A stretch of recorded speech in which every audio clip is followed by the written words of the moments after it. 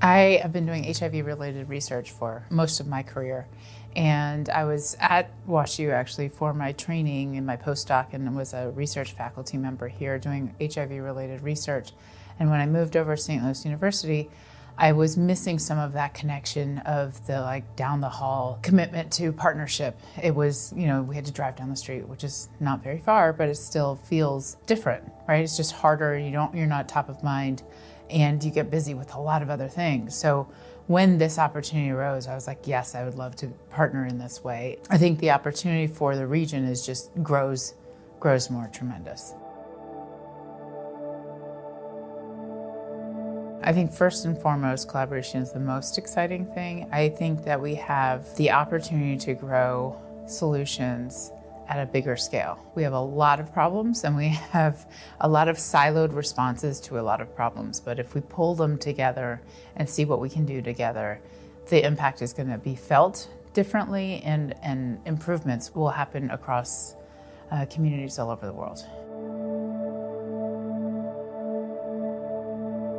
So I think the D-CFAR has the opportunity to really respond to the needs of people living in Missouri, understanding the challenges of HIV today, the risk of HIV. They look different than what we used to know in St. Louis, in the region, in Missouri, the larger Midwest region as well. I think places like St. Louis or the Midwest in general feel different than the coasts, and lots of the interventions that were developed on the coasts of the United States, the translation hasn't really worked as well in the Midwest. We see the same patterns internationally when we try to bring them back, growing from global to local. What kind of translation of successful interventions can work here? And I think that we're going to be in a better place for people at risk for and living with HIV in our region.